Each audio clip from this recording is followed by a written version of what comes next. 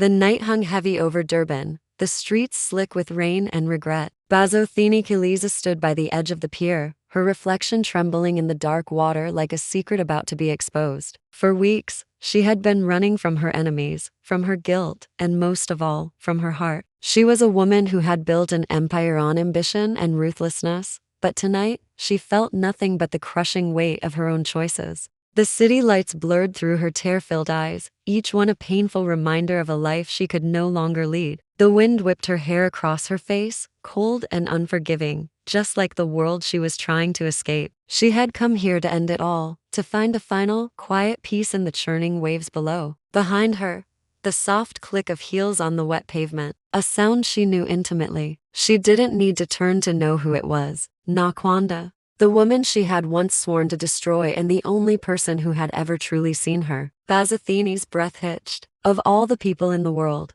why did it have to be her? Nokwanda's presence was a phantom limb, an ache she couldn't get rid of. You shouldn't have come, Bazothini said, her voice low and raw, barely audible above the growing storm. Nokwanda stepped closer, her silhouette cutting through the mist like a memory. You said you wanted to end it all, she replied, her voice steady despite the tremor Bazothini could feel in the air between them. I couldn't let you do that alone. A bitter, humorless smile crossed Bazothini's face. You think you can save me? She scoffed, the words laced with a pain so deep it was almost unrecognizable. Nokwanda didn't flinch. She simply moved closer until she was standing beside her, the scent of her perfume a ghost of happier times. I think, Nokwanda whispered, her voice a fragile anchor in the chaos, that I already did, and in that moment, under the stormy Durban sky, their entire history hung between them, a story of power, love, and betrayal that had begun long before the world knew their names. It was a story written in fire and whispered in shadows. Their story had begun in the cutthroat world of corporate rivalry.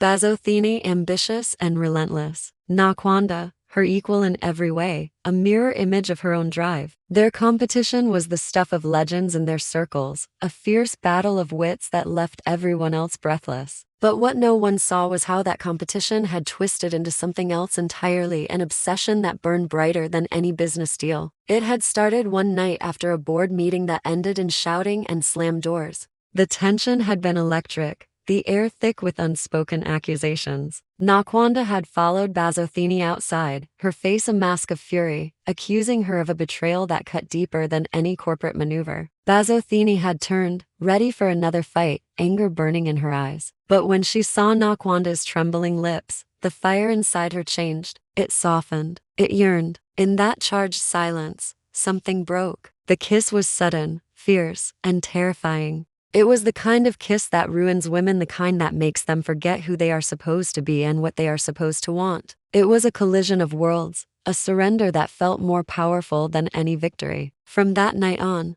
the lines between them blurred. Business meetings became excuses to steal moments alone. Secrets were shared in the safety of dark rooms, their love a dangerous, flickering candle in a world that thrived on appearances and conformity. But a love like theirs, born in defiance and hidden in whispers, couldn't stay a secret forever. Delani, Bazothini's trusted associate, a man who had watched her rise, discovered their affair. He saw it not as love, but as leverage. He twisted their secret into a weapon, threatening to expose them both, to ruin their careers and their lives unless Bazothini handed over everything she had built. The ultimatum was brutal. In a single night, Bazothini lost it all: her company, her power, her control. The empire she had bled for crumbled to dust, all because of a love she hadn't been strong enough to protect. And now, standing on the pier, she was ready to lose the only thing she had left, herself. I tried to forget you, Bazothini confessed,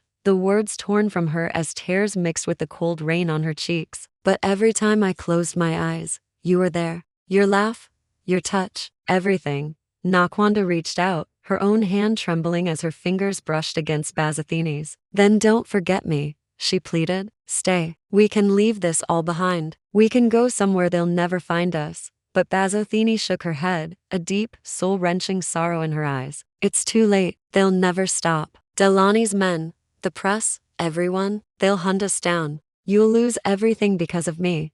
Nokwanda's grip tightened. I already did, she said softly, her voice thick with unshed tears. When you left, The silence that followed was fragile, filled only by the roar of the storm. The waves crashed against the pier like a tragic applause for their final act. Bazothini took a slow, deliberate step towards the edge. The abyss called to her. "If there's another life," she whispered, her voice a final, heartbreaking promise, "I hope I find you sooner."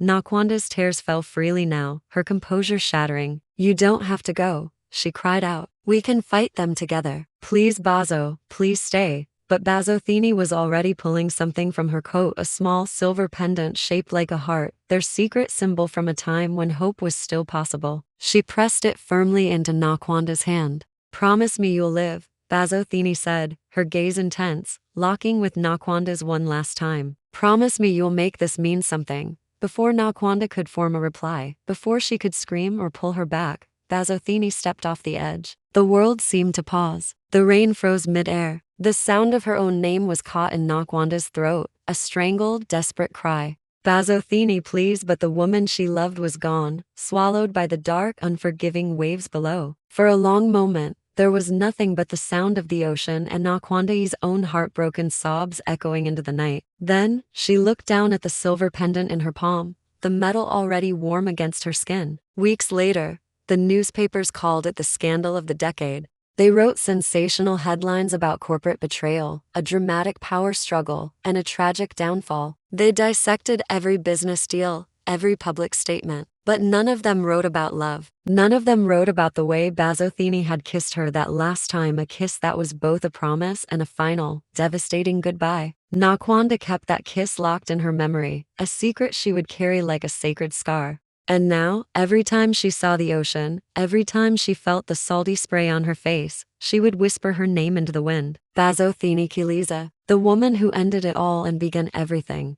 Thank you so much for watching. If this story moved you, please consider subscribing to the channel. It really helps us bring more stories like this to life. We'll see you in the next one.